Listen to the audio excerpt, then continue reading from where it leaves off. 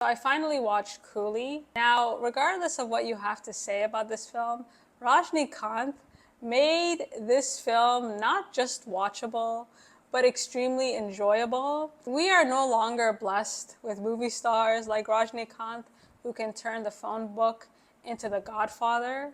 These actors with such natural charisma and energy and bring such joy to every scene, and I never ever got bored watching him. I think ultimately this movie serves as a shrine to his incredible career. Now, with that being said, unfortunately, the plot was unforgivable. The film begins as a simple revenge thriller, which could have worked if it was more concerned with unpacking the story than setting up all these different cameos. The movie tries to connect this revenge thriller to this broader issue about labor workers and how they're abused, and then connect it to Deva's personal story, which really could have worked if the film did not introduce all these different characters with all these different subplots.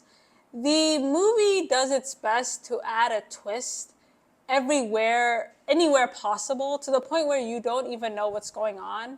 And none of these twists really add to the plot. They don't even really add to Deva's character. They just distract. And I think the cinematography and the music did a great job of compensating for this extremely flat and boring script. In my theater, the girls were screaming for Rajnikanth. And because he adds such joy and because he's so entertaining, he made the film a blast. And I think the cinematography, the lighting, everything worked in his favor because the story certainly did not. A number of major revelations are made too early in the film.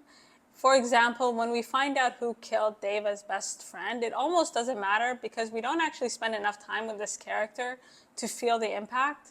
Deep into the second half of the film, there's a major plot twist revolving around Deva and Priti, his best friend's daughter. And this feels so forced, and it actually starts to feel like a ripoff of Old Boy. However, because it never reaches that level of insanity, it feels a bit cheap. And I wish the film kept the same tone from the first half to the second half, because the first half of the film feels very dark, feels very violent, feels very gory, exactly the type of vibe that you would want. And then by the second half, when we get to AAMIR Khan by the end, it feels a bit silly. Now, whether or not you should see this in theaters, I do think you should see this with a huge audience. I was never bored. I might have been confused and frustrated, but bored I was not. If you've seen it, please let me know, and until next time.